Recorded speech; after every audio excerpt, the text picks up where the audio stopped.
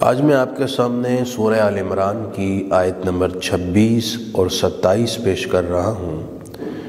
یہ وہ پاکیزہ، مؤثر اور دلکش کلمات ہیں جن کی اثرات کے بارے میں خود نبی اکرم صلی اللہ علیہ وآلہ وسلم کے متعدد فرامین ہیں۔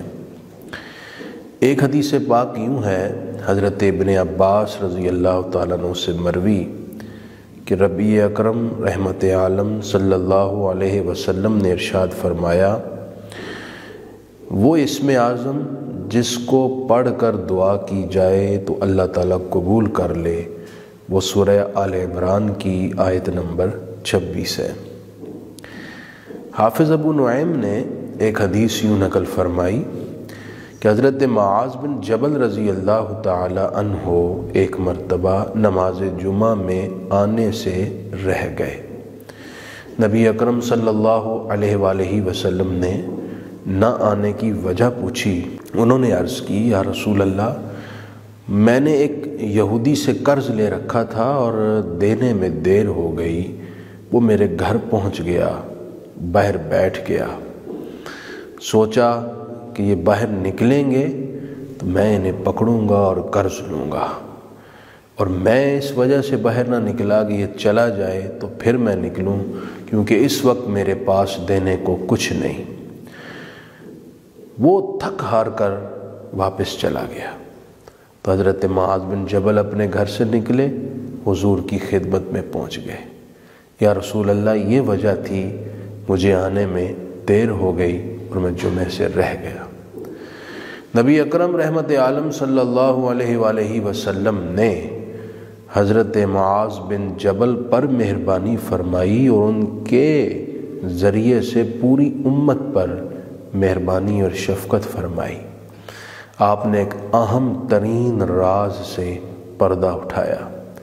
فرمایا، کیا میں تمہیں قرآن مجید کی ایسی آیات بتاؤں، اگر تم ان کو روزانہ پڑھو تو روئے زمین کے برابر سونا، گولڈ اگر تم پر قرض ہو تو ان آیات کی وجہ سے وہ بھی اتر جائے۔ عرض کیا، رسول اللہ مہربانی فرمائیں، مجھے ضرور بتائیں۔ تو سرکار کریم علیہ السلام نے ان کو سورہ آل عمران کی آیت نمبر 26 اور 27 پڑھنے کا فرمایا۔ یہ روزانہ ایک مرتبہ پڑھی جائے، اور اس کے ساتھ فرمایا یہ کلمات پڑھے جائیں، رحمان الدنیا والآخرہ ورحیمہما تعطی منہما من تشاء وتمنع منہما من تشاء اقضی عنی دینی۔ یہ کلمات پڑھے جائیں روز، جب یہ آیات پڑھی جائیں اس کے بعد، تو انشاءاللہ اللہ تعالیٰ غیب سے مدد کر کے روئے زمین کے برابر سونا بھی قرض ہو تو اتر جائے گا۔ یہ آیات جب نازل ہوئیں تو خاص موقع تھا، غزوہ خندق کی کھدائی ہو رہی ہے۔ رحمت عالمین صلی اللہ علیہ وسلم نے ایک مضبوط ترین چٹان جو صحابہ سے ٹوٹ نہیں پا رہی تھی، آپ نے کدال لے کر خود ضرب لگائی، اس میں سے روشنی نکلی، تو آپ نے یوں ارشاد فرمایا کہ اعطیت مفاتیح الشام، میرے صحابہ، مجھے رب نے شام کی کنجیاں عطا کر دیں، اور میں یہاں کھڑے ملک شام کے سرخ محلات دیکھ رہا ہوں۔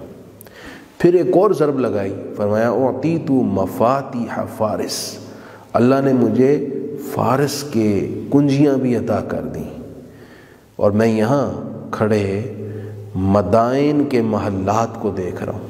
پھر آپ نے تیسری ضرب لگائی تو چٹان پاش پاش ہو گئی، اور آپ نے ارشاد فرمایا، میرے رب نے مجھے یمن کی کنجیاں بھی عطا کر دی۔ یعنی وہ وقت دیر نہیں جب یہ ساری سلطنتیں میرے صحابہ تمہارے زیر نگیں ہوں گی اور اسلام کی حدود میں داخل ہو جائیں گی۔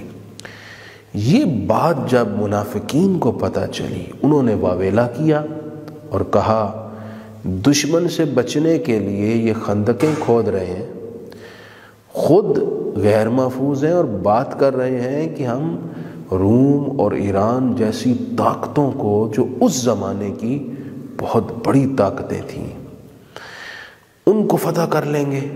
یہ ان کو فتح کرنے کی بات کر رہے ہیں۔ یہ منافقین کی بات جب نبی پاک صلی اللہ علیہ وسلم کو پہنچی تو اس وقت اللہ تعالیٰ نے فرمایا کہ محبوب آپ یہ آیت پڑھیں۔ یہ آیت نازل ہوئی اور نبی کریم علیہ السلام نے اس آیت مقدسہ کی تلاوت فرمائی۔ گویا کہ اس میں یہ میسج دیا گیا کہ اللہ مالک ہے، جسے چاہے سلطنت، بادشاہی اور ملک عطا کر دے۔ اصل فوکس، رجوع اور توجہ اس کی طرف ہو۔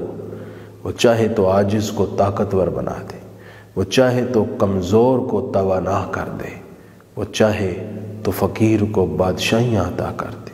وہی ہے جو سب کچھ کرتا ہے۔ آئیے اب اللہ تعالیٰ کے ان فرامین جو سورہ آل عمران کی آیت نمبر 26 اور 27 میں ہیں، ان کا ترجمہ سماعت کرتے ہیں۔ اللہ تعالیٰ نے ارشاد فرمایا قُلِ اللہم مالک الملک، اے حبیب آپ یوں عرض کریں، اے اللہ، اے ملک کے مالک، تؤتی الملک من تشاء، تو جسے چاہتا ہے ملک دیتا ہے، سلطنت دیتا ہے، غلبہ دیتا ہے۔ وَتَنزِعُ الْمُلْكَ مِمَّن تَشَاءُ، اور جس سے چاہتا ہے ملک اور بادشاہت چھین لیتا ہے۔ وَتُعِزُّ مَن تَشَاءُ، جسے چاہتا ہے عزت دیتا ہے۔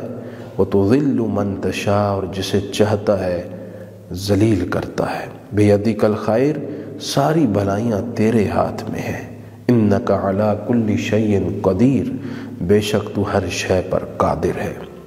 تُولِجُ اللَّیْلَ فِی النَّہَارِ، تو رات کو دن میں داخل کرتا ہے۔ وَتُولِجُ النَّہَارَ فِی اللَّیْلِ، اور دن کو رات میں داخل کرتا ہے۔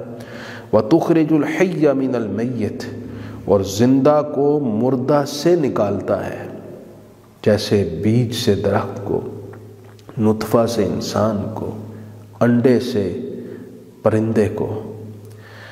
وَتُخْرِجُ الْمَیِّتَ مِنَ الْحَیِّ، اور تو مردہ کو زندہ سے نکالتا ہے، جیسے کہ زندہ سے ایک بے جان نطفہ نکالتا ہے، درخت سے بیج کو نکالتا ہے، وغیرہ۔ وَتَرْزُقُ مَن تَشَاءُ بِغَیْرِ حِسَابٍ، اور تو جسے چاہتا ہے بغیر حساب اور شمار کے رزق عطا فرماتا ہے۔ اللہ کریم ان آیات کو ہمیں روٹین سے روزانہ پڑھنے کی توفیق دے اور ان کی برکات بھی نصیب فرمائے۔